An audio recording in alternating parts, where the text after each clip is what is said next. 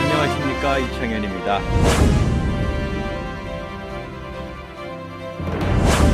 전국 비상시국회의와 대전포럼에서 공동으로 기획하는 6회 연속 총선 특집 방송인데요. 벌써 4월 10일 총선이 한 달 남짓밖에 남지 않았습니다. 오늘 유권자에게 윤석열 정부의 첫 번째 총선인데요. 국정농단과 관련된 다양한 기획 토크를 준비하고 있는 시리즈물입니다. 두 번째 시간인데요. 그 두 번째 시간은 검찰 정권과 파시즘이라는 제목입니다. 패널로서 다들 아시죠? 우리 하승수 변호사님 나오셨습니다. 네, 감사합니다. 또 조성식 검찰 전문 기자 나오셨습니다. 네, 안녕하세요. 네. 먼저 하 변호사님은 인권 변호사로 널리 알려지셨죠? 그리고 또 대학 교수 시민활동가 또 정당 대표까지 하셨는데 이번에 뭐 비례 진출 안 하십니까? 네, 저는 그냥 시민운동에 열심히 몰입하고 있습니다. 네네. 세금 도둑도 잡아야 되고 또 제가 네. 농촌 주민들을 돕는 일을 또 3년 전부터 하고 있어서요. 네. 네, 그런 시민사회 활동에 좀 주력하고 있습니다. 또 그 와중에 또 검찰 특활비 네, 가지고 뭐. 또 열심히 하시고 네. 계신데요. 그런데 알고 봤더니 95년도에 사법고시 봤는데 한동훈 위원장하고 동기라고 하시네요. 한동훈 비대위원장하고 뭐 저기 이원석 검찰총장이랑 사법연수원 동기입니다. 네, 잘 아세요? 잘 모르죠. 연수원 수료하고 한 번도 본 적도 없고 연수원 다닐 때도 뭐 친하지는 않아가지고 네네. 잘 모릅니다. 그 동기가 어떻게 하는지 좀 이따가 좀 제대로 비판해 주시고요. 우리 조성식 기자께서는 검찰 전문 기자. 사실 검찰과 관련된 책을 많이 내셨어요. 최근에는 이게 무슨 소설 제목이죠? 참을 수 없는 존재의 가벼움이 아니라 무거움이네요. 어떤 내용 다뤘습니까? 예, 그 밀란 쿤테라 소설 제목에 좀 묻어가려고 네. 예, 무거움이라고 했는데 뭐 그렇게 많이 팔리지는 않았고요. 예, 그 동안에 한 2년 가까이 오마이뉴스에 이제 제가 칼럼 썼던 거를 이제 모아서 거기 이제 뭐 좀 새로 추가된 내용 또 뭐 단상 이런 것들을 덧붙여가지고 냈는데 아무래도 이제 검찰에 대한 내용이 많습니다. 검찰 네. 개혁 뭐. 근데 그 책 펴보니까 이게 너무 이게 찬사들이 많은데 네. 뉴스타파 김용진 대표는 천생 기자다 이런 얘기를 하고 오마이의 오연호 대표는 현상 너머에 있는 본질을 추적한다. 이거 좀 과잉 홍보 아닙니까? 그러니까 그분들이 이렇게 애를 써주셨는데 네. 예, 좀 부응해야 되는데 책은 그렇게 아직 팔리지는 않고 있어서 네. 이 방송 좀 덕을 좀 보면 좋겠어요. 네네. 그 저기 책 제목에 무거움이라고 해서 많은 분들이 쉽게 책을 채택하지 않는 게 아닌가 생각이 드는데 무겁지만 재미있죠? 아니 그러니까 그게 조금 뭐 중의적인 표현이 있는데 예, 윤석열 정권 검찰 정권이 워낙 무거우니까 예, 우리 존재 자체를 무겁게 한다 이런 사실 뜻도 있거든요. 네. 그래서 오늘 방송 보고 한 100권이라도 좀 더 나갔으면 좋겠습니다. 자, 우리 검찰 독재에 대한 검찰 정권에 대한 진솔한 이야기가 펼쳐질 텐데요. 몇 토막으로 우리가 나눠봤습니다. 제목을. 첫 번째는 과연 현 윤석열 정부를 어떻게 평가해야 하는가? 검찰 정권, 검찰 독재 이렇게 얘기하는데 이렇게 검찰이 대통령, 여당 대표 이렇게 다 지배하는 거 이거 바람직한 겁니까? 글쎄 뭐 민주주의 국가에서 이런 나라가 있을까 싶은 생각이 드는데요. 왜냐하면 대통령이라는 어떻게 보면은 뭐 행정부의 수반이자 국가 원수 거기다가 또 여당 대표를 그것도 임명직 비슷하게 낙점을 해서 한동훈 비대위원장이 지금 하고 있는데 사실 또 일반 검사도 아니죠. 두 사람 다 이제 어떤 특수부 검사, 소위 말해서 검찰 내부에서도 기득권 엘리트라는 수식어 붙는 특수부 검사 출신들이 대통령과 여당 대표를 맡고 있고, 그리고 대통령 비서실에 그 윤석열 검찰총장 시절에 검찰총장 비서실에 있던 사람들을 싹 또 대통령 비서실로 데려가지 않았습니까? 지금 또 뭐 대검 사무국장 하던 복도규 씨가 지금 인사기획관 하고 있고, 대검 운영지원과장, 총무과장 하던 사람이 총무비서관 하고 있고, 그러니까 사실은 뭐 이게 검찰 정권이라는 말이 그냥 뭐 단순히 대통령 여당 대표뿐만 아니라 뭐 국가의 중요한 요직도 그렇고 거기다가 대통령 비서실을 어떻게 보면 검찰총장 비서실을 대통령 비서실로 옮겨놓은 듯한 그런 상황이니까 뭐 검찰 정권이란 말이 저는 뭐 지나치지 않다. 앞서가는 사람들과 뒤에서 오는 사람들 모두 다 우리에게 사랑이 필요한 거죠. 우리가 저마다 힘에 겨우 인생의 무게로 넘어질 때그 순간이 바로 우리들의 사랑이 필요한 거죠. 국민 여러분, 우리의 사랑이 필요한 설 명절입니다. 사실 처음에는 저도 약간 그래도 이걸 검찰 정권 독재라고 부를 수 있을까라는 좀 고민을 했었는데 요즘 상황을 보면 검찰 정권이라는 말은 뭐 당연한 것이고 그리고 이 통치 방식이 굉장히 좀 독재적인 방식이죠. 왜냐하면 대표적인 게 언론의 자유를 억압한다든지 네. 이런 것도 굉장히 독재적인 방식이라서 사실은 뭐 스스로 자기 본인은 대통령 본인은 민주적으로 선출됐으니까 독재가 아니라고 할 텐데 그렇지만 사실 행위하는 행태 방식들은 행위 방식 행태는 사실은 거의 독재적인 방식에 가깝기 때문에 검찰 독재라는 말을 써도 뭐 무방하지 않을까 싶습니다. 그렇죠. 검찰 독재 또 그것에 대한 어떤 국민적 심판 이게 이제 4.10 총선이라고 할 수 있는데요. 윤석열 대통령과 또 한동훈 비대위원장이 조금 세대도 다르고 좀 다를 수 있는데 네. 그 본질이 좀 차이가 있습니까? 어떻습니까? 본질은 같죠. 두 사람은 대표적인 우리가 이제 흔히 얘기하는 검찰주의자. 그래서 검사만이 정의롭고 검사만이 능력이 있고 이런 어떤 그 검찰주의자라고 이제 우리가 흔히 얘기하는데 이 특수부 검사들 중에 이런 사고 방식에 젖은 사람들이 많고요. 이 사람들은 이제 주로 그 수사해온 게 뭐 정치권 또 거대 재벌 그룹 총수들, 그다음에 뭐 고위공직자 하나같이 어떻게 보면 그 우리 사회에서 어떻게 보면 그 힘을 가진 사람들 이런 사람들을 수사를 하고 기소를 하고 그렇게 함으로써 어떻게 보면 권력을 그렇게 누렸던 사람들 우리가 이제 흔히 단죄 권력이라고 표현하는데 이런 단죄 권력을 평생 누려온 사람들이거든요. 그래서 이 두 사람이 지금 말씀하신 대로 뭔가 좀 안 맞을 것 같은데도 잘 어울리는 것은 바로 그런 면에서 검찰주의자의 속성에서 아주 일치하고 있고 또 개인적으로는 두 사람이 같이 한 대형 수사가 매우 많아요. 지금 이제 윤석열 사단이라 그래가지고 뭐 우리가 이제 검찰 안 그다음에 검찰 밖도 얘기를 하는데 정부에 뭐 진출한 사람들도 있고 근데 아직 현직에 있는 사람들만 봐도 이제 그 지금 검찰총장부터 대검과 서울중앙지검 소위 검찰에서 가장 힘센 조직 여기에 있는 그 검사들을 보면 상당수가 윤석열 사단이라고 우리가 본단 말이죠. 그러면 그 주요 근거가 과거 윤석열 대통령과 얼마나 대형 수사를 같이 했느냐 이걸로 따져봐요 일단. 그다음에 이제 같이 근무 인연이 또 얼마나 했느냐. 근데 검찰에서 제일 중하게 치는 것이 이제 수사 인연이거든요.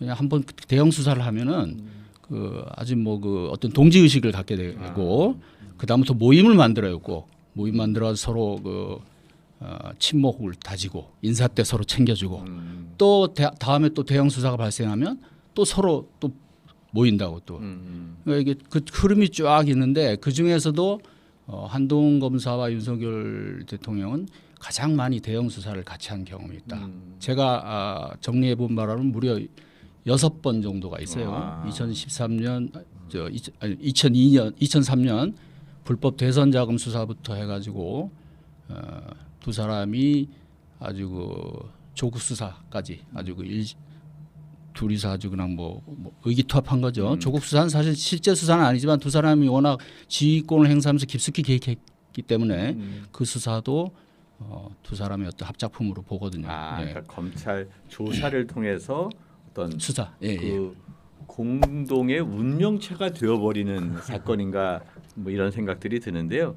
검찰 어떻게 보면 되게 뭐 시험 열심히 공부해서 사법고시하고 나름대로 유능하다라는 생각도 드는데 검찰이 국정 이렇게 장악해도 문제 없는 겁니까? 어떻습니까? 그 검사들은 기본적으로는 이제 일종의 뭐랄까 이제 그냥 그 뭐 어떤 유연한 사고를 가질 수가 없죠. 이게 네. 유죄냐 무죄냐 어떻게 보면 흑백 논리에 빠질 수밖에 아까 없는. 얘기했던 예. 단죄 권력 그렇습니다. 그러니까 뭐 혐의를 입증하면 기소할 수 있고 혐의를 입증 못하면 기소 못하는 것이고, 그러니까 유죄냐 무죄냐라는 어떤 그런 어떻게 보면 흑백 논리에 사로잡혀서 수십 년을 살아왔던 사람들인데 사실 정치라는 건 굉장히 유연해야 되지 않습니까? 토론도 필요하고 타협도 필요하고 또 아는 것도 많아야 되고. 그렇죠. 이 윤석열 대통령께서 말씀하신 거 보면 굉장히 본인이 잘한다고 생각하는 경우들을 보는데 수사를 하는 거는 이게 유죄냐 무죄냐 범죄를 저질렀나 안 저질렀냐 그것만 가지고 판단하는 거지 본인이 어떻게 뭐 그런 다양한 국정 과제들을 잘 알고 있다라고 생각할 수 있겠습니까? 그런데 사실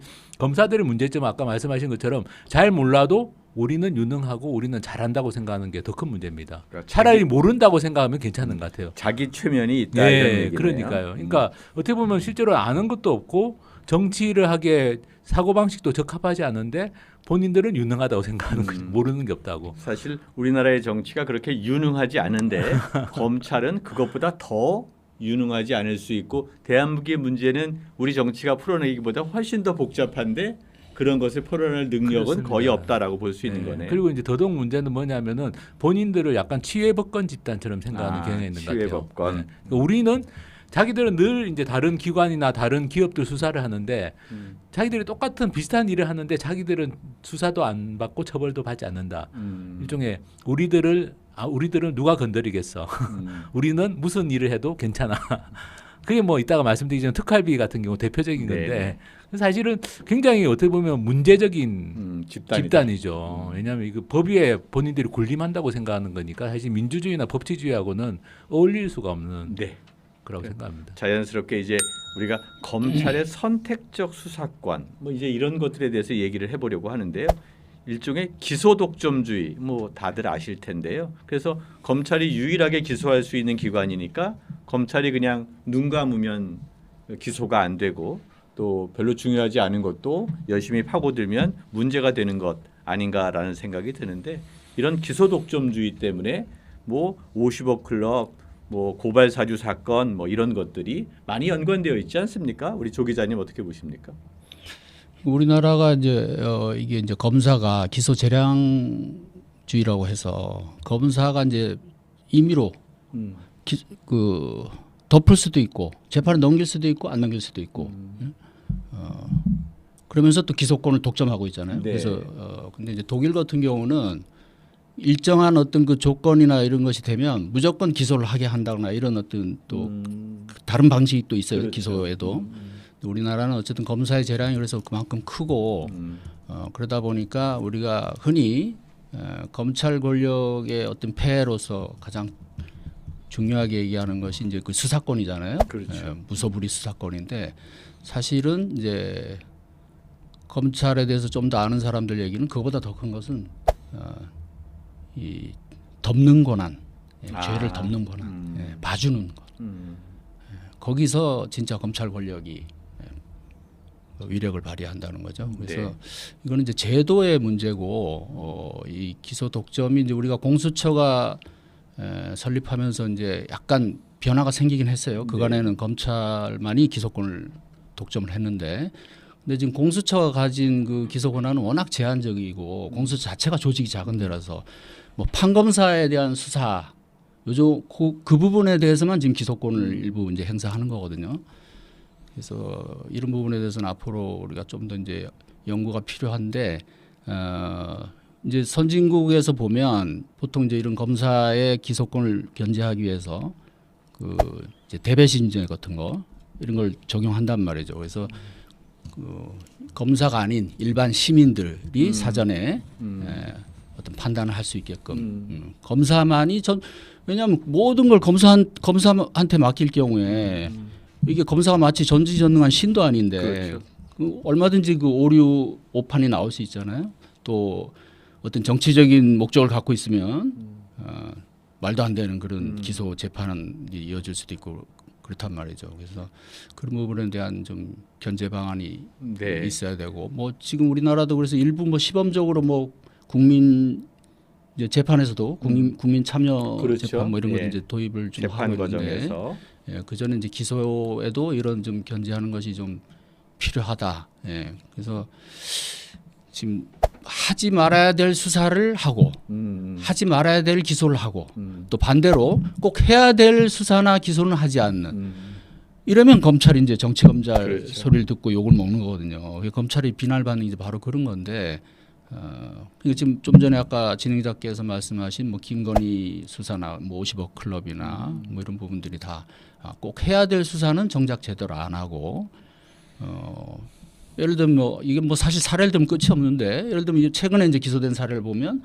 그 김혜경 씨 이재명 민주당 네네. 대표 김혜경 부인 김혜경 씨는 불과 10만 원 네네. 법인카드 썼다고 지금 기소를 했잖아요.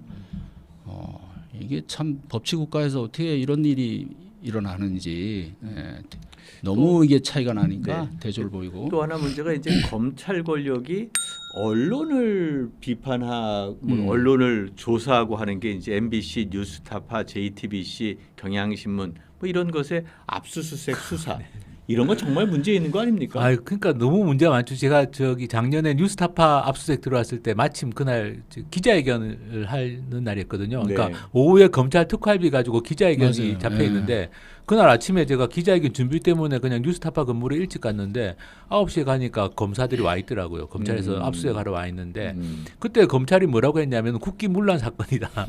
뭐 완전히 그냥 뉴스타파가 엄청난 범죄를 저지른 그렇죠. 집단인 것처럼 그때 뭐 언론사를 압수수색하러 온 거 아닙니까? 근데 지금 몇 달 지났는데 아무 소식이 없어요. 제가 어제도 뉴스타파 분 만나가지고 검찰 뭐 하고 있냐?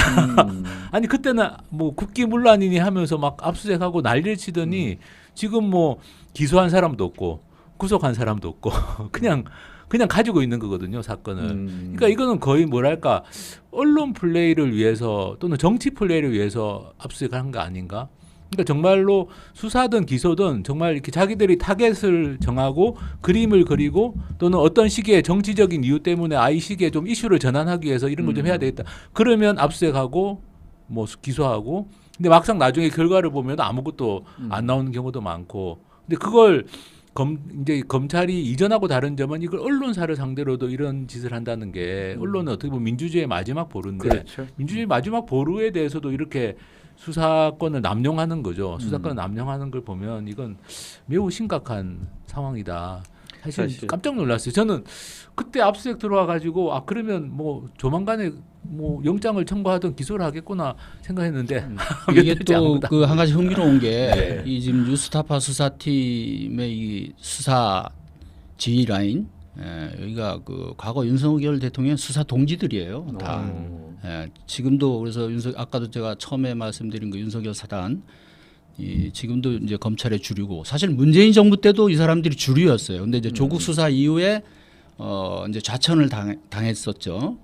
그랬다가 다시 정권 바뀌면서 싹 다시 돌아와가지고 지금 검찰을 싹 장악을 하고 있거든요. 근데 그 중에서도 지금 뉴스타파 수사에 이게 수사를 주도하고 지휘하는 사람들이 공교롭게도 그 윤석열 대통령이 과거에 했던 대형 수사 중에 그 2016년에 국정농단 특검 수사가 있었잖아요. 그때 이제 현직 검사들이 20명이 거기 합류를 하거든요. 그 박영수 특검팀에 그때 참여했던 검사들이 지금 주축을 이루고 있다. 그 중에 여러 명이 지금 이 수사 지금 실제 뭐 지금 주임 검사라 할 수 있는 중앙지검의 반부패 수사 1부장 강백신 부장이 지금 주도를 하고 있는데 이 사람은 이제 주로 지금까지 이제 이재명 대표 관련 수사를 많이 해왔던 사람이거든요. 이제 그 위에 또 뭐 4차장 중앙지검 4차장 고형곤 또 그 위에 뭐 이제 지휘관으로 따지면 대검 차장 뭐 해가지고 이 사람들이 다 윤석열 대통령 수사 동지들이에요. 그러니까 수사 동지인 윤석열 대통령이 이 사건의 뉴스타파 사건에 대해서 뭐라 그랬습니까? 희대 정치 공작이라고 그렇죠. 규정을 해버렸잖아요. 그러니까 바로 그 다음 날 무슨 이름도 어마어마한 그 무슨 특별수사팀을 꾸리잖아요. 네. 근데 아까 이제 박 변호사님 말씀대로 지금 몇 달이 지났는데 네, 소식이 없어요. 소식이 저는 조금씩 듣고 있어요. 네. 지금 이제 애초에는 뭐가 이제 나올 걸로 기대를 하고 또 실제로 그런 목적을 갖고 한 수사예요. 야당에도 타격을 주려고 했고. 그러니까 이것은 뉴스타파와 민주당 이 공모했다고 처음부터 이 사람들은 그림을 그린 거예요. 그리고 그게 이제 그 증거가 나올 걸로 계속 기대를 했는데 일단 그 이제 출발점이 신학림 전 전국 언론노조 위원장이잖아요. 네네. 근데 이분에 대한 수사에서 나오는 게 지금 없는 거예요. 지금 이게 검사들이 지금 사실 상당히 당황하는 분위기고 제가 듣기로는 그래서 수사팀 자체가 지금 축소가 됐어요. 네. 그래서 결과를 지금 못 내놓고 있고 수사팀 내부에서 좀 이견도 나왔다. 서로 좀 이게 좀 잘 안 맞는다. 근데 위에서는 어떻게든지 좀 이거 좀 해야 된다. 뭐 왜냐하면 이게 대통령이 없고 그다음에 여당 대표가 뭐 심지어 그 김기현 대표는 전 대표죠. 뭐라 그랬습니까? 이게 무슨 뭐 사형죄에 해당된다. 네 맞습니다. 그 사람들 난 참 정신이 그러니까 이게 어떤 범죄 증거가 있어서 수사를 하는 게 아니라 자기들이 그림을 그려놓고 끼워 맞추려고 하다가 안 끼워 맞춰지니까 이런 사태가 벌어지는 건데요. 진짜 만약에 여기에서 범죄가 없었다, 혐의가 없다는 게 밝혀지면 그 언론에 대해서 사형 운운한 여당 대표 그리고 뭐 정치 공작 운운한 대통령은 과연 어떻게 책임을 물어야 되는 건지. 여당 대표와 네. 대통령에 대한 책임까지. 언론에 대한 명예훼손일뿐만 아니라 이건 네. 민주주의에 대한 사실은 민주주의의 칼을 들이댄 거나 마찬가지거든요. 그런데 아무것도 나오는 게 없는 거죠. 네. 근데 그것뿐만 아니라 뭐 별건 수사, 피의 사실 흘리기 뭐 이런 것 때문에 이선균 배우가 자살하는 일도 벌어졌잖아요. 그런 것들이 사실은 그 검찰의 권력이라는 게 이렇게 해서 좀 이슈를 딴 데로 바꾸고 이런 역할도 좀 하나 보죠. 그 이선균 배우는 네. 사실 뭐 조금 정확하게 얘기하면 검찰의 수사를 한 건 아니고 경찰 수사가 문제가 된 건데 일반적으로 이제 뭐 그 속성은 똑같죠. 피의 사실 유포하고 망신주기하고 언론에 이제 미리 흘려가지고 압박을 하고 그래서 피의자를 끊임없이 그 어떻게 뭐 궁지에 몰아넣는 거죠 말하자면. 그래서 네. 계속 자백을 하게 만들려 또 다른 건으로 뭐 그러니까 순순히 어떤 그 자기들이 원하는 그런 어떤 그 혐의 사실에 대해서 답이 안 나올 때 그런 식의 어떤 수사기관에서 하는 수법들은 뭐 검찰이나 경찰이나 근데 이제 경찰은 상대적으로 그 동안에 조금 이제 비교적 좀 작은 사건들에서 그러는 거고 근데 주로 문제가 된 게 이제 검찰이 정치적 수사를 많이 하니까 검찰이 이제 그런 부분에서 문제가 많이 됐던 거고 이 부분은 그래서 추미애 장관 때 한번 1차 개선이 됐는데 피의사실 공표 이런 부분에 대해서 이제 공소장도 재판에 넘어가기 전에는 공개를 못하게 하고 국회에만 이제 뭐 보고를 하게 한다거나 과거에는 이제 언론사 기자들한테 막 그렇죠. 막 줬거든요. 저도 뭐 저도 기자 생활할 때 뭐 그냥 맘만 먹으면 뭐 다 구했어요. 근데 요새는 이제 그게 잘 안 돼요. 이제 그런 부분에 제한이 있는데 여전히 지금 윤석열 검찰 정권에서 하는 거 보면 뭐 더 심해진 것 같아요. 예, 하나도 개선이 안 됐고 특히 저 대장동 수사 관련 네. 이재명 야당 대표 관련 수사를 보면 뭐 그 검찰 내부에서나 알 법한 수사팀에서는 알 법한 얘기들이 바로바로 그 주요 언론들에 네. 그대로 보도가 되고 있단 말이죠.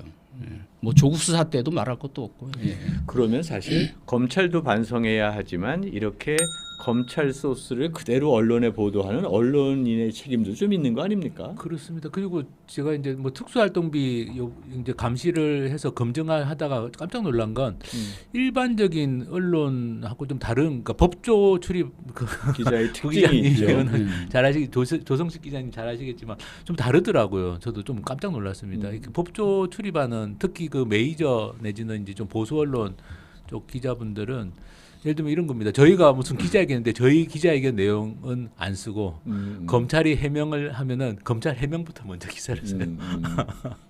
기자회견 때문에 해명한 건데. 네, 그렇습니다. 그러니까 이게 검찰이 해명을 해주면 저희는 좋아요. 그럼 기사가 나옵니다. 어쨌든 간에. 거꾸로. 네. 네. 근데 저희가 그냥 기자회견 하면 안 써요. 많은 언론들이 이게 참 희한하더라고요. 그 이게. 진행자님이 지금 이제 언론도 좀 문제가 아니냐 이랬는데 좋은 문제가 아니에요. 네. 네. 때로는 더 큰 문제예요 언론이. 네. 이게 뭐 이제 그래서 흔히 이제 검언 유착 네네. 실제로 이제 뭐 그런 네. 사건도 있고 했는데 음. 검찰과 언론의 이 오랜 동맹 관계 이게 뿌리가 깊고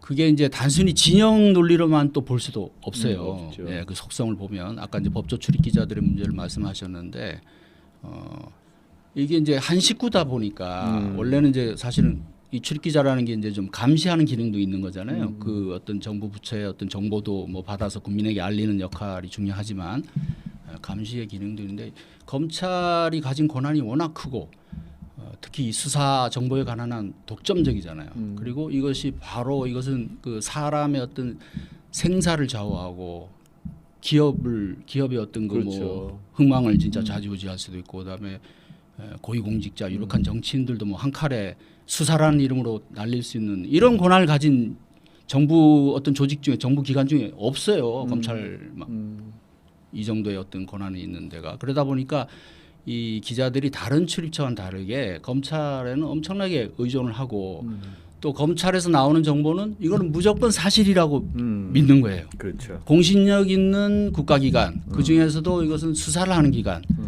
그러니까 여기서 얘기하거나 뭐 공적으로 또는 개인적으로 왜냐하면 검사들이 또 이렇게 몇몇 언론사 기자들 친한 기자들은 개인적으로 또 정보를 이렇게 막 나눠주잖아요. 네. 이걸 이제 잘한 사람이 한동훈 비대위원장이라고 소문이 나 있었죠. 근데 또는 이제 공적으로 또 불러다 모아놓고 뭐 오프 더 레코드를 걸면서 때로는 뭐 이런 식으로 이제 기자들을 끌고 가는 거예요. 그러면 검사들은 자기들 필요에 의해서 또는 검찰 조직의 이익을 위해서 수사에 필요해서 언론을 활용하는 거고 언론은 언론대로 그렇죠. 쓸거리를 일용할 양식을 매일매일 던져주니까 특히 대형 수사가 터지면 언론이 신나잖아요. 그렇죠. 거기다가 또 더 좋은 것은 개별적으로 또 던져준단 말이에요.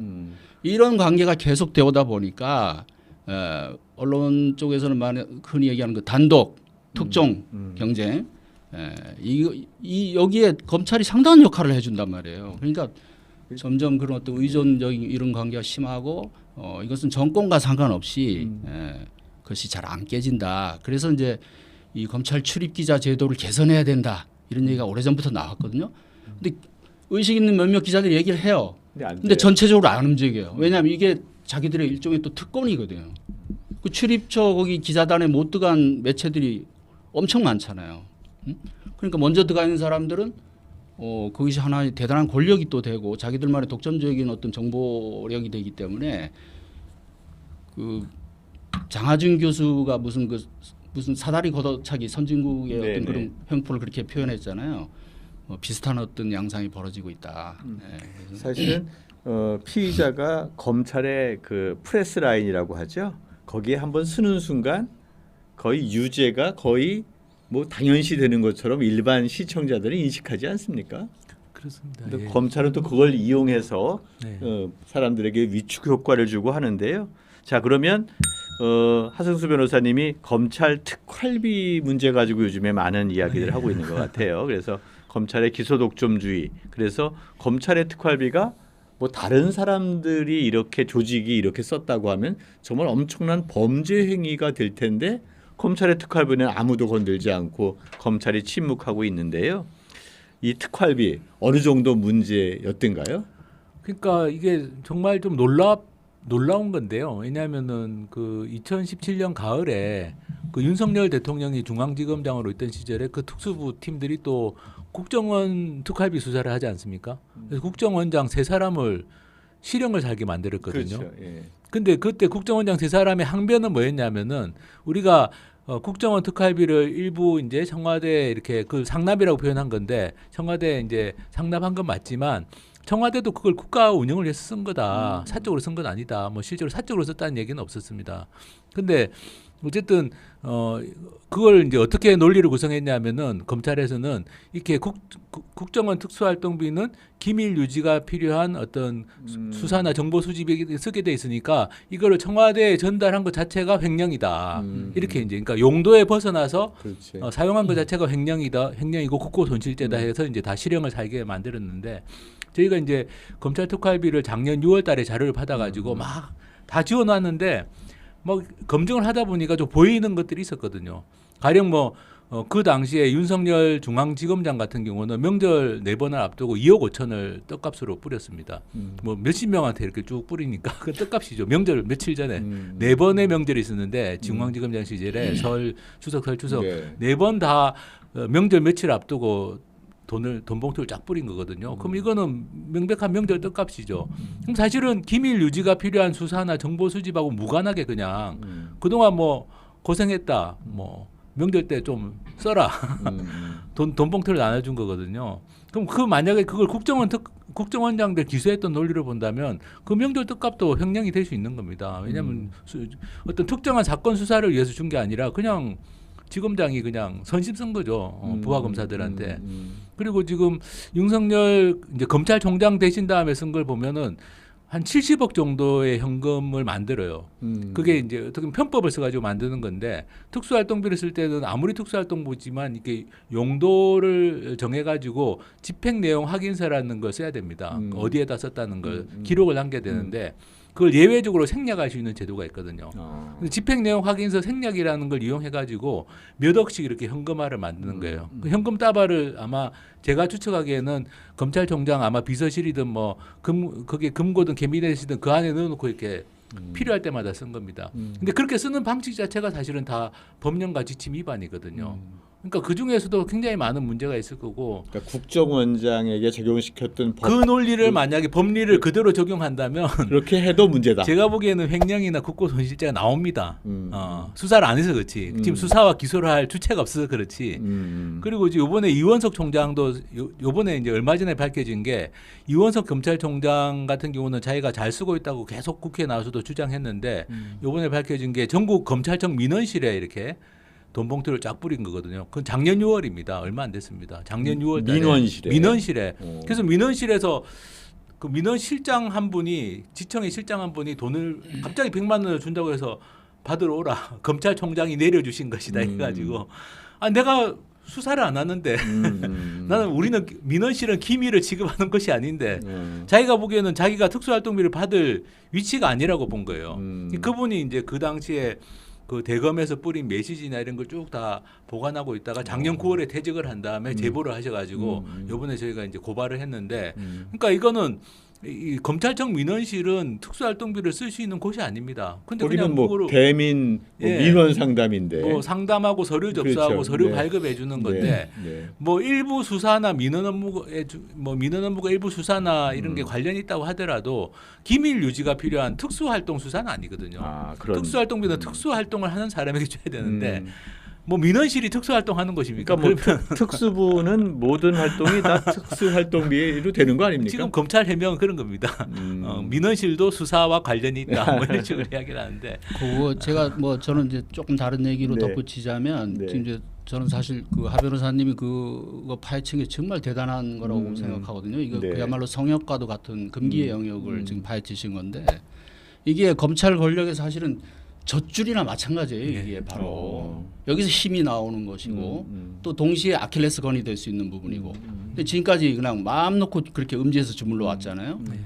이게 이제 총장이 마치 그 어떤 조폭 조직의 보스처럼 결국은 조폭 조직도 돈으로 굴러가거든요. 그렇죠. 네. 이렇게 막 하사하듯이 이렇게 하는데 재밌는 것은 좀 전에 이제 이원석 총장 얘기를 했지만은 지난해 이제 가을에 국정감사 나와서 의원들이 질문했잖아요. 특활비 부분은 그 횡령, 오남용 이 얘기하니까 갑자기 이제 엉뚱한 얘기를 하잖아요. 검사들이 뭐 고생하는데 야근 마야하고 뭐 이런데 뭐 이 정도 우리가 마치 이런 걸 뭐 떼먹는 그런 뭐 부도덕한 집단으로 모으느냐 뭐 그러니까 그게 이렇게 뒤집어서 해석을 하면 우리가 이렇게 뭐 야근하는데 수당도 못 받고 그러니까 뭐 이런 정도 돈 이걸 좀 쓸 수 있는 거 아니냐 다. 예?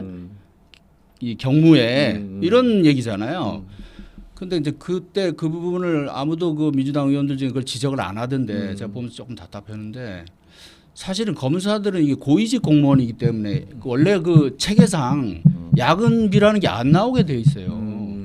그건 다른 부처도 마찬가지고 그래서 다른 명목으로 수당이 나옵니다. 네? 야근비가 없는 대신에 마치 언론사에서 고위 간부가 되면 따로 그 무슨 시간의 수당 뭐 이런 거 안 챙기고 다른 그 관리 수당 이런 식으로 나오듯이 검사들도 이제 뭐 수사 지도 또 뭐 관리 업무, 직급 보조 이렇게 해가지고 한 그게 월 한 100만 원 되더라고요. 제가 조사를 해보니까. 네.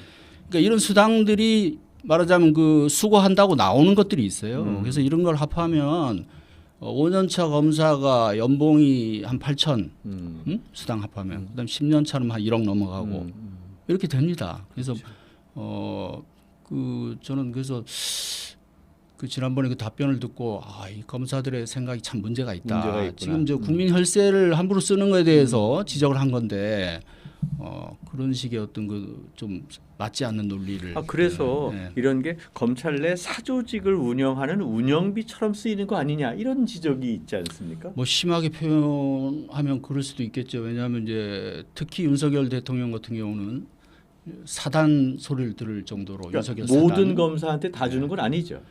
아무래도 그렇죠. 그렇죠. 예. 근데 이제 아까 얘는 또 뭐 지금 엉뚱한 데 간 민원 거잖아요. 씨. 그러니까 뭐 제가 해석하기에는 아마 이제 이원석 총장은 좀 사람이 좀 그건 조금 다른 예, 그냥 스타일이죠. 예, 약간 스타일이 달라서 아마 좀 고생한다는 의미로 아. 했는데 이제 그동안 아무 의식이 없었던 거죠. 이 특수활동비라는 돈을 어떻게 써야 된다는 아무 의식이 없이 심지어는 저희가 자료를 공개받기 며칠 전이었습니다. 저희 며칠 전 보면은 검찰 특수활동비 자료를 사상 최초로 시민단체와 독립언론에 공개를 하기로 돼 있는 그 시점에 그냥 돈을 뿌린 거예요. 그만큼 이제 어떻게 보면은 내부적인 윤리의식이나 경계의식이 전혀 없고 뭐 설사 자료가 공개돼도 뭐 누가 알겠어 다 지우고 공개하는데 이현석 총장은 아마도 그런 생각 아니었을까요? 나는 윤석열처럼 그렇게 막 소고기 먹는데 막 쓰고 그다음에 부하 검사들한테 막 이렇게 나눠주고 이런 게 아니었다 나는. 진짜 고생하는 민원인에게 그런데 주고 있다. 그 목적도 사실은 그 용도에 안 맞게 쓴 맞는 거죠. 건데 맞는 지금 거죠. 말씀처럼 아무 의식이 없는 거예요 지금. 그렇습니다. 그리고 이제 그 윤석열 총장 시절을 보면은 확실히 이거는 좀 현금화해서 자기가 임의로 좀 본인이 쓰고 싶은데 마음대로 쓴 흔적들이 근데 보이거든요. 현금으로 줄 수 있는 게 불가능하지 않습니까? 보통 관공서 하면은 다 통장으로 이체하고 다 기재하게 돼 있는데 그걸 5만 원권 이렇게 돈으로 줬단 말입니까? 금액이 제일 큰 게 한 번에 1억 5천 준 게 있습니다.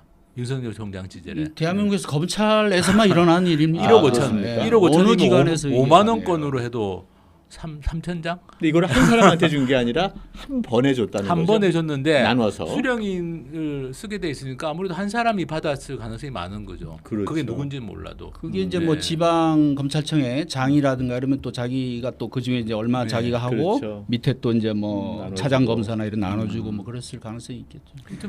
하여튼 이해가 안 되는 거죠. 사실은 사실 현금을 그렇게 쓴다는 네. 게 공영방송의 어떤 임원들 보면 사실은 영수증 하나를 뭐 어디 동물병원에 가서 썼다거나 아니면 무슨 동네 마트에서 썼다는 것 가지고도 얼마 전에도 그런 얘기가 나오지 않습니까? 네. 그래서 이런 것들이 되게 도덕성 검증에 되게 중요한 잣대인데 검찰은 일반적인 공무원들과는 인식이 다른가 보죠. 그래서 제가 아까 말씀드린 법위에 군림한다고 생각하고 스스로는 우리는 무슨 잘못을 저질러도 수사받지 않는다는 자신이 있지 않으면 저는 이렇게 못한다고 보거든요. 수사받고 징계받지 않는다. 그리고 아까 말씀하신 것처럼 검사들이 고생한다고 하는데 말씀하신 것처럼 수당도 받거든요. 고생하는 것에 수당도 받고 또 특수활동비 말고 특정 업무 경비라고 해서 뭐 수사하다가 밥 먹거나 뭐 이런 그런 거 것들은 돈이 또. 따로 있습니다. 근데 그 돈도 심지어는 수사에 쓴 게 아니라 저희가 검증해 보니까 뭐 회식비로 쓴 것들이 많이 나왔는데 어쨌든 그런 돈들이 있는데도 불구하고 현금으로 돈다발을 그렇게 돈봉투나 돈다발을 뿌린다는 것 자체가 사실은 말씀하신 것처럼 조폭 영화에나 나오는 장면이거든요. 제가 사실 검찰 특수활동비 보고 조폭 영화가 생각이 났습니다. 거기 보면 조폭 두목이 이렇게 항상 뭐 네. 밥 먹으면서 봉투 나눠주고 이런 장면들이 가끔 나오지 않습니까? 그런 거하고 똑같은 거 아니냐 이게. 그러면 어떻게 보면은 두목이 보스가 이렇게 밑에 사람 관리하는 용도로 근데 이게 국민 세금이고 특수활동에 쓰게 돼 있는 돈이라는 거죠. 그러니까 이게 정말 심각한 문제라고 봅니다. 아이고.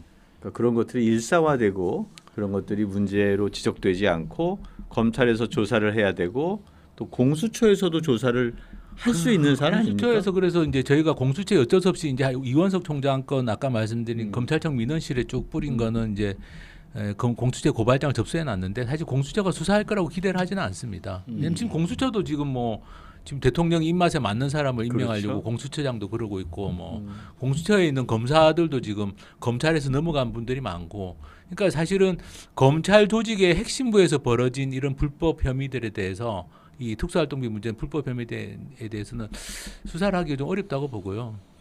참 안타까운 건 한동훈 비대위원장 같은 경우가 이제 아까 말씀하신 국회에서 말도 안 되는 이야기들을 많이 했는데 그게 국회에서 제대로 따지지 못했다는 게 저도 좀 보면서 많이 안타까웠습니다. 지금 돈을 잘못 쓴 것도 문제지만 자료를 불법 폐기한 상태거든요. 2017년 상반기까지 자료를 그냥 임의로 다 없애버렸습니다. 증거 인멸이에요. 예. 근데 여기에 대해서 한동훈 장관이 그 장관 시절에 그 국회에 나와가지고 한 달에 한 번 내지는 두 달에 한 번 폐기하는 게 관행이었다 이렇게 이야기를 했습니다.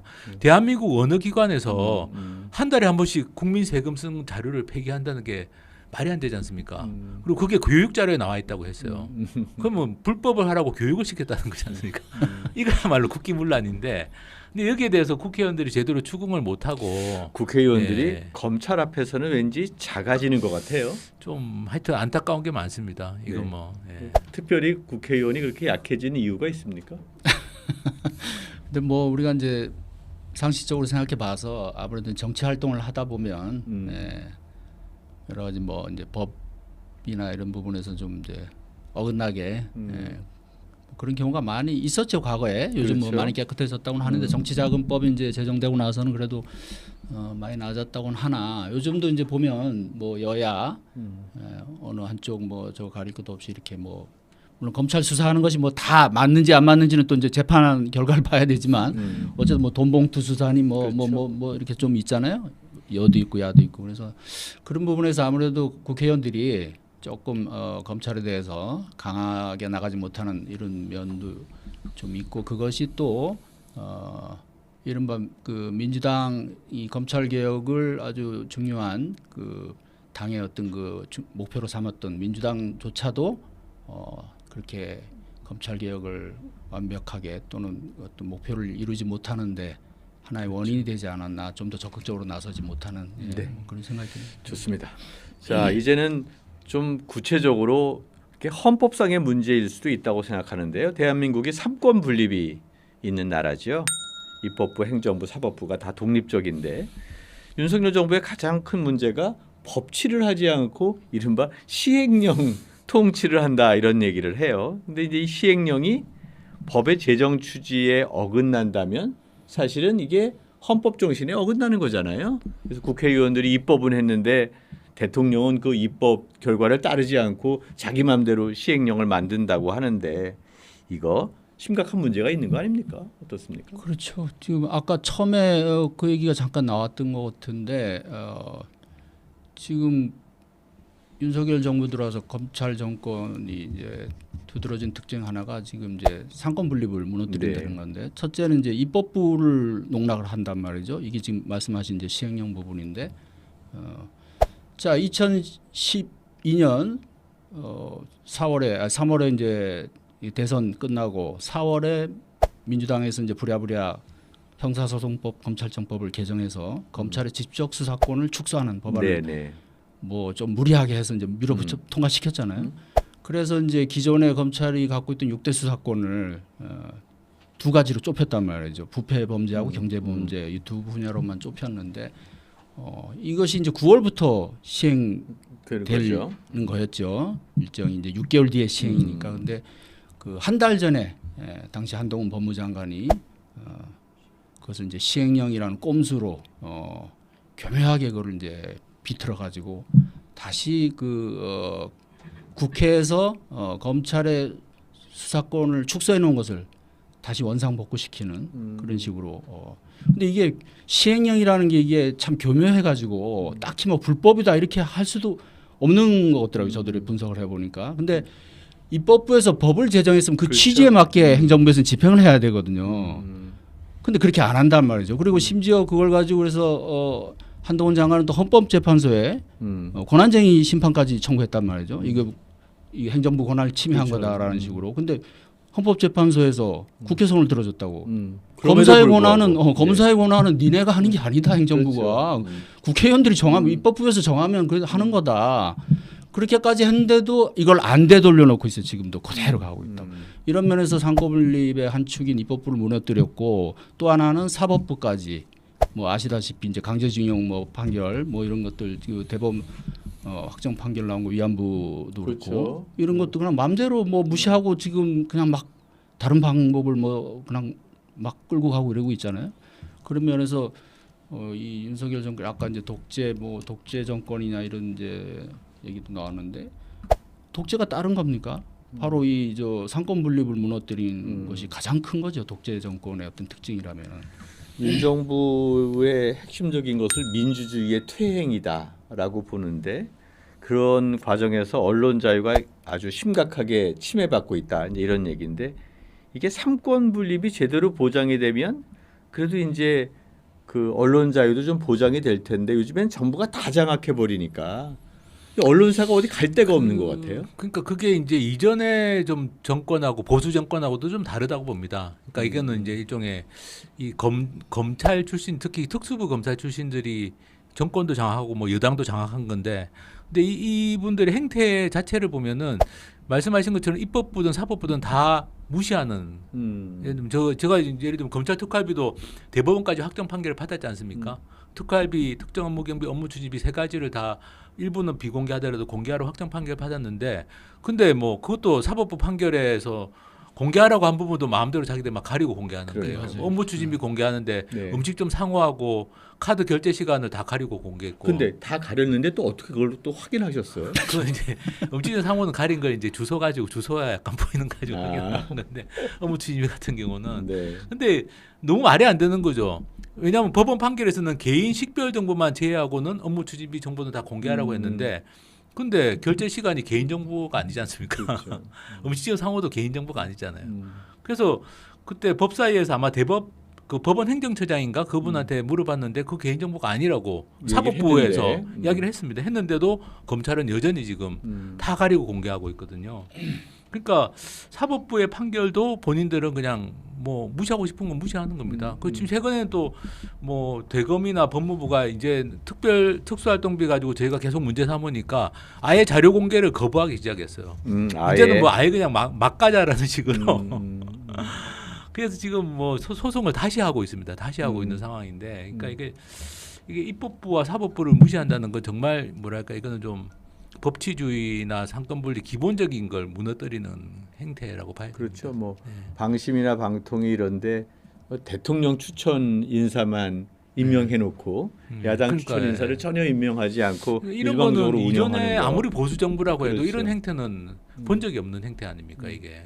그러니까 이게 최소한의 여야 간의 어떤 약속 대련이라고 하잖아요. 그렇죠. 네. 이 정도는 서로 감안해줘야 되는데 그게 아니, 그러니까 없는 것 같아요. 법으로 인원 구성을 정해놨으면 뭐 6대 3이면 6대 3이 그렇죠. 지켜져야 되는 건데 그렇죠. 그냥 네. 뭐 자기들 마음대로 네. 해버리니까 그러니까 법 구성은 안 바꾸고 대통령은 임명하고 야당 측은 임명하지 않고 뭐 이런 이게 일들이 일종의 벌어지는 뭐 거죠. 소위 말하는 법 기술자들이 권력을 장악했을 때 오히려 더 법을 더 무너뜨리는 법치주의를 무너뜨리는 그런 게 아닌가 싶습니다. 뭐 그런 얘기 하셨는데 이거 혹시 장기 집권으로 가는 거 아닙니까? 어떻습니까? 그게 가능한 그런 겁니까? 말씀하시면 저도 두려워집니다. 아, 그럴 정도로. 그러니까 사실은 그런 우려들이 상당히 많은 것 같아요.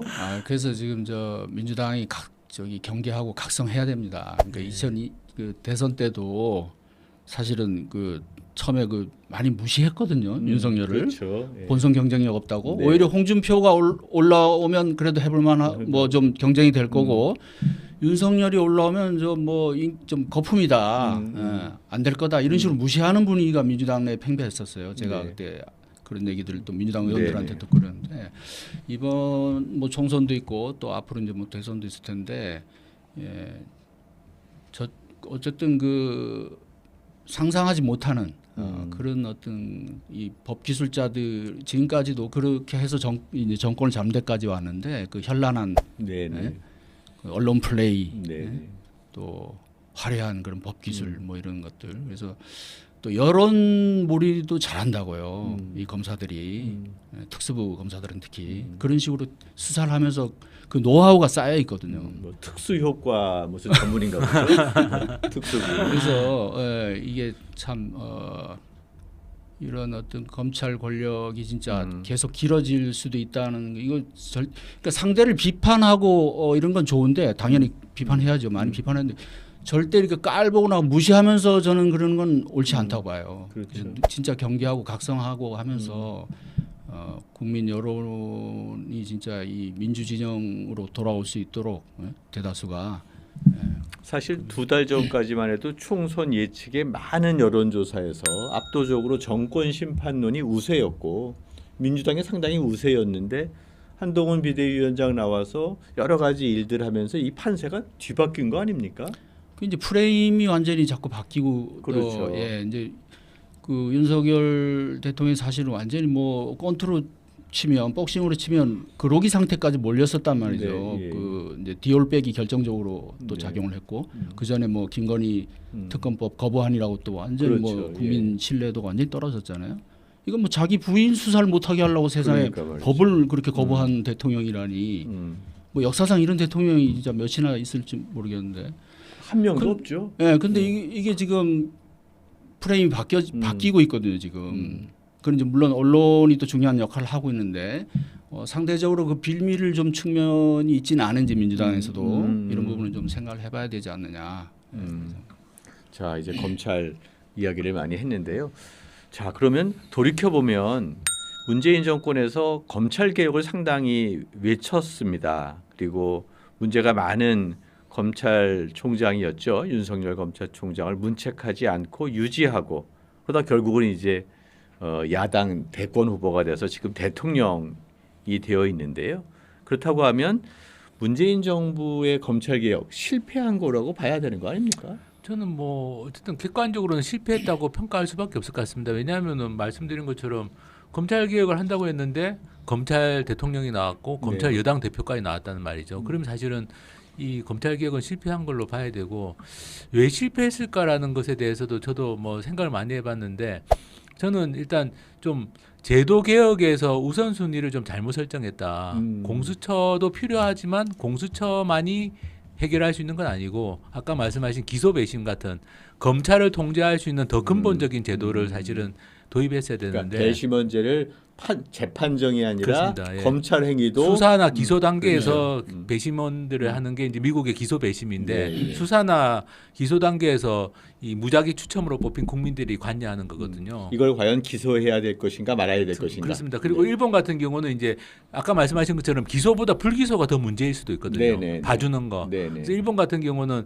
검사의 불기소 처분에 대해서 일본도 그 기소 배심하고 비슷하게 시민들이 검사의 불기소 결정을 뒤집을 수 있는 검찰 심사회라는 제도가 있습니다. 2차 대전 이후에 이게 도입돼 가지고 지금 법적 구속력도 있거든요. 네네. 그래서 예를 들면 검찰은 뭐 기업인이나 정치인을 봐준다고 불기소를 했는데 시민들이 그걸 뒤집을 수 있는 제도가 일본도 있습니다. 심지어. 근데 사실 이런 제도를 도입하기보다는 저는 너무 공수처에 많이 기대를 걸었다. 그런 측면이 하나 있고 그리고 이제 제도적인 측면 그렇고 두 번째로 이제 사람과 관련해서는 말씀하신 것처럼 윤석열 대통령 같은 사람이 굉장히 위험한 사람인데 검찰주의자고 네, 네. 굉장히 위험한 사람인데 여기에 대한 제대로 된 인지나 경계심이 없었던 게 아닌가. 그리고 검찰 특수활동비도 사실은 문재인 대통령 당선 직후에 문제가 됐었습니다. 그때 돈봉투 만찬 사건 네, 터져가지고 2017년 5월에 대통령 취임하자마자 사실은 그 사건이 터지면서 그때 사실은 검찰 특활비를 만약에 제대로 손을 댔으면 그러면 아마 검찰 개혁이 많이 됐을 수도 있습니다. 왜냐하면 그 당시에 아마 주요 이 검사들이 다 관료됐을 건데 근데 무슨 이유에서인지 몰라도 사실 그걸 덮은 거거든요. 돈봉투 만찬 사건에 걸린 그 이영렬 전 지검장, 안태근 검찰국장 두 사람 정도만 문제 삼고 나머지는 다 덮어준 거나 마찬가지입니다. 그러니까 이제 그 이후에도 검찰 특활비를 엉망으로 썼던 건데, 그러니까 좀 그런 점에서는 좀 여러 가지로 아쉬움이 많습니다. 제도적인 측면도 좀 포인트를 좀 잘못 잡았다. 그리고 사람에 대한 판단에 좀 잘못. 그리고 검찰 특활비 같은 중요한 이슈에 대해 가지고 제대로 이걸 컨트롤하지 못하고 끝까지 좀 밝히지 못했던 부분들 이런 부분들이 좀 많이 아쉽지 않나 싶습니다. 그런 점도 있고 사실은 정권 초기에 문재인 정부 초기에 너무 검찰을 앞세운 적폐 수사 네. 거기에 올인을 했고 거기 그런 과정에서 윤석열 팀에게 너무 많이 의존했던 거 아닌가요? 예, 지금 뭐 적절한 지적을 해주셨는데요. 사실은 그게 크죠. 예, 현실적으로는. 그래서 원래 대선 공약이었어요. 수사 기소 분리가. 네네. 수사 기소 분리를 우리가 검찰 개혁의 최종 목표라고 이제 얘기를 하는데 문재인 대통령은 그 누구보다도 노무현 전 대통령 그런 비극이 있었기 때문에 검찰 개혁에 대한 그 소신이 나름 강했던 분이에요. 또 본인 당신이 이제 그 노무현 정부 때도 민정수석으로서 검찰 개혁에 어느 정도 관여했었고, 근데 그때는 실패했죠. 하다가 그때는 아예 중단돼 버렸어요. 더 이상 정권의 힘이 빠지는 바람에 여러 가지 이유로. 그래서 문재인 정부는 어쨌든 초기부터 이제 법학자인 조국을 이제 그 민정수석에 앉히면서 사실 설계를 시작한 것까지는 좋았어요. 그리고 나름 뭐 내용도 그렇게 나쁘진 않았는데, 자 뭐가 문제냐면, 자 일단은 이제 조국 수석은 뭐 그 책에도 그랬었지만 단계별로 하겠다는 계획을 세웠어요. 근데 이 부분이 일단 조금 좀 착오가 있지 않았느냐 하는 얘기가 있고, 조금 순진하게 접근했다. 흔히 얘기하는 말로 개혁은 힘 있을 때, 그렇죠. 예, 정권 초반에, 더구나 이 검찰이라는 대한민국에서 가장 큰 권력 집단을 개혁을 하는데 단계적으로 함으로써 어떤 그 반격할 어떤 그렇죠. 그걸 줘버린 거죠, 시간을. 그리고 말씀하신 것처럼 초반에 이 이제 윤석열이라는 이 검찰주의자를, 강력한 검찰주의자를 대통령이 너무 신임을 한 거예요. 그러니까 특검에서 공을 세웠잖아요. 네. 특검 그저 박근혜 정부를 무너뜨리는. 국정농단. 예, 그래서 파격적으로 서울중앙지검장에 앉힌 것도 문재인 대통령입니다. 그러니까 여기서부터 이제 비극이 싹 트는 건데, 5월 동주와 같은 거죠. 그래서 정권 입장에서는 자, 이 사람이 우리 진보 진영을 위해서 뭔가 그 적폐 수사를 잘해주고 또 검찰 개혁도 잘해줄 거고, 또 실제로 윤석열 대통령 본인이 그런 제스처를 취하고 사방에 그러고 다녔으니까 말을 하고, 나중에 총장 될 때도 뭐 그런 맹세도 했다는 거 아니에요? 자기는 검찰 개혁 열심히 하겠다. 근데 그 전에 사실은 서울중앙지검장에 이제 앉아서 말씀하신 대로 그 이른바 적폐청산 수사를 하면서 뭐 이쪽 우리 진보 개혁 진보 진영의 수건을 풀어주니까, 그 그렇죠. 정점이 네. MB의 구속이었잖아요. 네네. 그러니까 사실 진보 진영으로부터도 열렬히 뭐 환호를 받고, 그러니까 정권 입장에서는 이건 뭐 이제 우리 편이라고 생각한 거예요, 그냥. 응? 이게 판단 착오였고 오판이고 오만이라고 제가 그 우리 뉴스타파 기자들하고 같이 쓴 그 책에서도 그런 표현을 썼는데, 그게 큰 어떤 그 비극의 출발점이었다. 그러다 보니까 이제 나중에 통제하지 못하는 정도로까지 권력이 커졌고, 적폐청산을 수사를 빌미로 해서 중앙지검 특수부를 역대 최강으로 키운 거예요. 그 전까지는 특수부가 1, 2, 3부까지 있었거든요. 한 부를 더 신설합니다. 처음이에요. 이 정도로 중앙지검을 특수부를 키웠기 때문에 그것이 나중에 결국은 검찰 개혁을 이제 진행하는데 가장 큰 걸림돌이 돼버렸고, 그 이제 구체적으로 이제 이 사람들이 반격의 반격의 어떤 그 수단으로, 공격 수단으로 삼고 나왔던 게 이제 조국 수사가 되는 거죠. 그래서 그 수사를 기점으로 이제는 완전히 정권에서 오히려 검찰에 끌려다니게 되고. 조국 수사 때 한번 고삐를 잡고 통제할 수는 없었나요? 청와대에서? 그게 뭐 이게 단순하게 설명할 수 없는 게요. 이제 많은 그 비판을 하잖아요. 네, 예. 그때 왜 안 했냐. 그런 저걸 추미애 못했냐. 장관이나 이럴 때도. 뭐 이제 추 장관은 이제 그 뒤에 왔는데, 이게 이제 대통령 정권 입장에서는 아까도 말씀드린 것처럼 일단 윤석열 검찰총장에 대한 신뢰도가 컸어요. 우리 편이라는 생각. 그렇죠. 그래서 여기서 자 조국 법무부 장관 내정자를 수사한다 그러니까 이 긴가민가한 거예요, 이게. 진짜 뭐가 있나 보다. 이 사람들이 그냥 이렇게 할 리는 없어. 뭐가 있는가 보다 이제 불안한 거죠. 근데 이거 양상을 보니까 이제 정권 심장부를 향해서 다가오는 수사인데, 실제로 그 이후에 울산 그렇죠. 시장 뭐 선거 개입 네. 사건 조사한다면서 환경부 장관 뭐 청와대까지 민정 뭐 압수수색 들어오고 막 네. 이러잖아요. 그러니까 그게 이제 조국 수사가 신호탄이었는데, 그러니까 그 제가 듣기로는 그래요. 그래서 정권 내부 핵심부에서도 판단을 잘 못한 거예요. 이게 진짜 이 검찰이 왜 이렇게까지 나오는지. 그래서 그리고 윤석열 당시 총장은 뭐 청와대 그 대통령 독대까지 요구했다는 거 아닙니까? 그 자기 이거는 내가 문재인 정부의 성공을 위해서 하는 수사다. 이렇게 해야지 정의롭고 공평한 어떤 뭐 이제 그런 거죠. 말하자면 살아있는 권력을 치는 모습을 보여줘야 된다. 뭐 이런 어떤 논리. 이런 거에 대해서 대통령을 비롯해서 정권 핵심부에서 제대로 판단을 못하고 제대로 대응도 못하고 결국은 이제 끌려다니기 시작한 거고 예. 그게 이제 뭐 비극이 된 거죠. 뭐. 네. 그럼 이제 자연스럽게 이제 마지막인데요. 우리 검찰 개혁을 이제 어떻게 했으면 좋을까 이제 이런 얘기죠. 옛날에 대한민국은 한때 군인이 통제하는 나라였지요. 또 한때는 국정원이 통제하는 나라이기도 했고요. 남산에 끌려가서 얻어맞고 뭐 이런 시기가 있었고요. 근데 이제는 마치 법령에 의해서 민주적으로 이루어지는 것 같지만 결국 몇몇 정치 검찰에 의해서 나라 전체가 통제되는 나라가 된 게 아닌가 싶습니다. 사실 이제까지 모든 독재는 다 역사적 심판을 받게 되고요. 또 역사적 평가에 앞서서 민주적 통제를 좀 해야 되는 게 아닌가 생각이 드는데 검찰의 민주적 통제 가능합니까? 또 어떻게 해야 될까요? 저는 좀 지금 시점에서는 좀 그러니까 이전에 검찰 개혁이 실패했다면 지금은 좀 방향 설정을 잘해야 될 거라고 봅니다. 저는 이제 두 가지가 핵심이라고 보는데요. 총선 이후에 첫 번째는 이제 검찰 특활비, 특정 업무 경비 뭐 이런 예산에 지금 드러난 여러 가지 불법이나 부당 뭐 세금 오남용 특별 검사를 하는 게 굉장히 중요하다고 봅니다. 이거를 파헤쳐야지 결국에는 검찰 조직의 핵심적인 문제가 무엇이고 그리고 지금 현재 이 대통령이나 여당 대표까지 배출을 했지 않습니까? 그분들이 다 그 돈을 쓰신 분들이거든요. 그러니까 그 문제를 저는 파헤치지 않고서는 검찰 개혁은 불가능하다. 아까 말씀하신 가장 아킬레스건이라고 저도 봅니다. 저는 뭐 처음에 사실은 뭐 정보공개 청구하고 소송할 때는 이 정도까지인지 몰랐거든요. 이 정도로 문제가 심각한지는 몰랐는데 지금 작년에 6월달에 자료 받고 지금 한 9개월 됐습니다만 들여다보면 들여다볼수록 이거는 너무나 많은 문제 덩어리고 그게 뭐 AI나 이런 것들을 통해서 분석하시나요? 아니면 아니, 일일이 뭐 여러 가지 방법으로 저희가 뭐 열심히 뚫어져 보기도 하고요. 뭐 이렇게 또 저기 뭐 이렇게 수사 기법이 있으신 것 같은데. 저기 이거 지웠는 걸 이렇게 햇볕에 비춰보면 비추고. 보이는 것도 있고. 근데 어쨌든 대단하시네. 지금까지 드러난 것만 해도 상당히 많은 그러니까 범죄 수사를 시작할 수 있는 단서들은 충분하거든요. 그러면 저는 이걸 특별 검사를 해야 된다고 봅니다.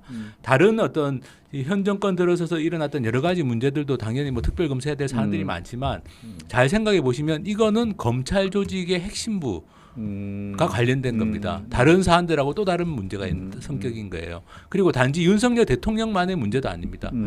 한동훈 비대위원장도 관련돼 있고 다 관련돼 있는 문제거든요.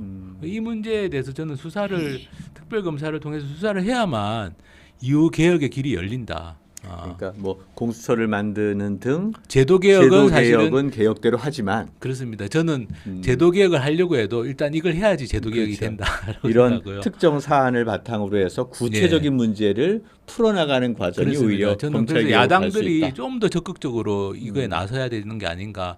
그리고 그 다음으로 저는 이제 제도 개혁을 한다면 아까 말씀드린 것처럼 국민들에게 권력을 주는 그게 기소 배심입니다. 그렇죠. 그리고 국민들이 검찰을 통제하는 거기 때문에 그래서 저는 제도 개혁은 기소 배심 같은 걸 도입해야 되는데 엄청난 저항을 하겠죠. 검찰 조직이. 그렇죠. 그런 저항을 개혁에 대한 저항을 어떻게 보면은 좀 어떻게 보면 제어하기 위해서도 저는 첫 번째 단추는 오히려 특활비 특별 검사다. 근데 여기에 대해서 제가 계속 이제 민주당 의원들이나 이런 기회 될 때마다 말씀드렸는데 뭐 이렇게 결정이 안 되더라고요. 뭐 심지어는 뭐 토론회도 하고 뭐 사실 법안도 다 만들어 놨습니다. 법안도 다 만들어 놨고 뭐 국민 5만 명 동의 청원도 받아서 냈고 했는데 왜 이게 정치적으로 결정을 못 하는지 이거는 뭐 사실 어떻게 보면은 이 검찰 정권의 문제점을 가장 적나라하게 드러낼 수 있고 검찰 개혁의 동력이 나올 수 있는 이슈인데 왜 이렇게 소극적인지 모르겠다. 그래서 저는 이번 총선에 좀 모든 야당들은 다 약속을 하고 22대 국회 구성되면 첫 번째로 해야 될 저는 숙제가 이제 이 특별 검찰. 검찰 특수활동비에 대한 특별 검사 도입이라고 생각합니다. 네. 사실은 이제 검찰 권력의 문제점들을 핵심적으로 파악하고 특활비를 통해서 검찰의 어떤 핵심부의 문제를 풀어나가는 이제 그런 과정도 제도 개선과 함께 가야 될 것이다. 이제 이렇게 말씀하셨고요. 검찰 권력의 또 다른 분산 이게 그냥 착한 검찰이 나타나서 검찰 개혁할 수 있는 겁니까? 뭐 그런 일은 없을 거고요. 네. 지금 말씀하신 대로 이제 어떻게 보면 검찰 개혁이라는 것이 어떤 핵심은 검찰 권력을 그것을 이제 말하자면 그 힘을 빼는 거거든요. 검찰 권력이라는 말이 사라지게 하는 것인데 그러려면 아까 말씀하신 대로 가장 근본적인 것은 일단 수사 기소 분리가 이루어져야 된다. 그래서 원래 민주당에서 그 김용민 의원이 이제 발의했던 그 공소청법이 있고 황운하 의원이 발의했던 이제 중대범죄수사청법이 있거든요. 그것이 제대로 됐으면 사실은 수사 기소 분리가 됐을 텐데 아시다시피 이제 2년 전에는 어정쩡하게 이제 타협을 하는 바람에 제대로 그 미완성의 그런 검찰 개혁 법안이 통과가 됐고 이 후유증이 지금도 계속되고 있단 말이죠. 그래서 지금이라도 그것을 다시 그 정신을 살려가지고 민주당에서 입법을 저는 다시 해야 된다고 보고요. 그래서 검사들은 직접 수사는 폐지하거나 아주 제한적으로 해야 됩니다. 그게 서구 그렇죠. 민주주의 국가에서 사법 민주주의 국가에서는 다 그렇게 돼 있거든요. 그래서 경찰의 수사를 법적으로 보완하고 지도하고 이 역할에 좀 더 충실하게 하는 이게 국민들한테도 이롭습니다. 그렇죠. 그렇게만 돼도 검찰 권력이 상당히 분산이 되는 것이고 지금 검수완박이라는 잘못된 프레임이 여전히 국민들 의식에 지금 자리 잡고 있는데 이게 이제 언론의 책임 크죠. 그래서 검찰의 무슨 마치 그 타고난 권한을 그렇죠. 고유의 권한을 빼앗은 것처럼 박탈한 것처럼 얘기를 하는데 그런 게 어디 있습니까? 수사권이 왜 고유의 권한이에요. 그렇죠. 원래는 경찰 권한이란 말이죠. 그래서 검찰은 좀 더 이제 그런 수사, 보안 수사, 그다음에 기소 여기에 충실하게 이렇게 제도적으로 수사 기소 분리가 이루어져야 되고 또 하나 이제 덧붙이자면 이제 그 검사장 직선제 같은 거 이제 검사장 직선제. 이게 이제 오래전부터 얘기 나왔는데 사실 우리 현실과 아직 안 맞는다 이래서 본격적으로 얘기는 안 하고 있는데 지금은 이제 조금 더 그런 문제도 이제 검토를 해야 된다. 이게 지금 검찰 조직의 가장 문제가 이 일사불란한 이 검사 동일체라는 그 원칙이거든요. 그래서 총장이 도저히 믿기지 않지만 밑에 검사가 예를 들면 나는 이거 기소 못합니다. 나 이거 할 때 총장이 직접 기소를 할 수가 있어요. 또는 그 말을 안 들을 수가 없는 게 검찰청법에 아예 그렇게 규정이 돼 있기 때문에 그래서 이런 것들을 깨기 위해서라도 만약에 검사장들이 선거위에서 선출이 된다. 그럼 굳이 검찰총장한테 그렇게 막 부당한 지시 이런 거에 안 따를 거 아닙니까? 이제 이런 문제. 그래서 이런 것도 좀 같이 검토를 해야 되고 그다음에 검사 개개인에 대한 손해배상 제도를 법적으로 좀 더 활성화해야 된다. 지금은 부당한 수사, 억울한 수사로 정말 막 인생이 파탄나고 그렇죠. 뭐 해도 정부를 상대로 이제 뭐 청구를 해야 된단 말이에요. 근데 뭐 얼마 나오지도 않은 분들은 그것도 이제 그 실제 형을 살아야지 억울한 옥살이에 대해서 뭐 배상이 나온단 말이죠. 월 얼마 보상이. 근데 그렇지 말 그거 외에 검사의 과오가 분명한 경우에 검사 개인에 대해서 손해배상을 할 수 있는 이런 제도를 분명히 좀 이거 만들어야 되고 그다음에 이제 얼마 전에 민주당에서 탄핵 검사 1호를 내고 했지만 이제 탄핵 이런 부분도 명백하게 잘못된 수사 이런 것들이 지금까지 그냥 다 건드릴 수가 없었거든요. 현행법으로는 그냥 국가기관이 하는 행위였기 때문에 근데 이런 부분들에서 탄핵 요건도 좀 더 완화하고 이런 것들이 수시로 입법부 내에서 이루어져서 검찰 권력을 견제할 수 있는 이런 방안도 좀 검토를 해야 되겠다 이런 생각이 듭니다. 뭐 전체적으로 보면 검찰의 민주적 통제 이제까지는 없었고 그래서 검찰의 어떤 정권이다 이런 소리를 들었고 그에 따라서 민주주의의 위기가 오고 있다 이런 얘기인데 어떻게 좀 이 이외에도 어떤 좀 의견을 좀 내실 수 있을까요? 저는 이제 지금 말씀하신 거에 다 동의하고 사실은 또 한편으로 보면 이제 저는 검찰 조직도 하나는 아니다. 그러니까 사실은 공판부나 형사부 검사들이 저는 검찰 조직의 핵심이 돼야 된다고 봅니다. 예전에 공안부, 지금 특수부가 아니고 사실은 검찰 본연의 업무라는 건 말씀하신 것처럼 경찰이 1차 수사를 하고 그리고 그 수사 과정에서 이게 기소하기 전에 한 번 더 검토하고 걸러내고 이런 역할을 하는 게 사실은 이 법률 전문가로서 검사가 해야 될 역할이고 그렇게 보면 형사부나 공판부 검사가 사실 검찰의 꽃이어야 되는데 지금 이상하게 돼가지고 옛날에는 공안부 지금은 특수부가 검찰의 꽃이라고 하는데 그게 잘못된 거죠. 그러니까 그러려면 말씀하신 것처럼 수사 기소 분리 같은 게 이루어져야 되고 그리고 형사부나 공판부 검사들이 일을 잘할 수 있도록 저는 대우도 잘해줘야 된다고 봅니다. 특활비 뭐 이야기를 하는데 이원석 청장이 뭐 검사들이 얼마나 고생하는데 특활비 가지고 그러냐. 근데 형사부 공판부 검사들은 특활비 많이 받지도 않거든요. 그렇지. 예. 그러니까 그게 아니라 저는 형사부 공판부 검사들은 정말 대우도 잘해주고 그래서 건강한 조직으로 다시 거듭날 수 있도록 그 대신에 이제 과거에 그렇게 공안부 특수부가 누리던 말도 안 되는 그런 특권들은 없애야 되는 것이고 특수활동비 같은 예산 없애고 차라리 그걸 다 검사들에게 다 수당으로 더 주는 게 맞는 거죠. 그래서 그런 관점. 그래서 사실은 저는 검찰 조직이나 검사 전체보다는 좀 검찰 조직 내에서도 정확하게 우리가 핀포인트로 이 문제가 되는 이 기득권 엘리트화된 검사들을 개혁하는 게 필요하고 그래서 제가 다시 한번 말씀드리지만 특활비 문제가 네네. 중요하다. 네, 아주 저기 수미일관하게 특활비를 말씀하시는데요. 결국은 전체적으로 보면 검찰의 민주적 통제를 어떻게 달성할 것인가 이런 것이고요.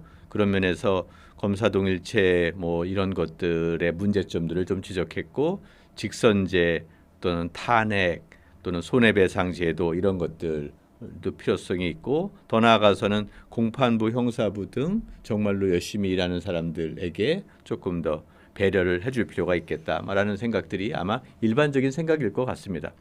자, 저희들이 검찰 권력과 파시즘이라는 주제의 어떤 토크를 해왔는데요. 이제 총선이 얼마 남지 않았습니다. 한 달 정도 남게 됐는데요.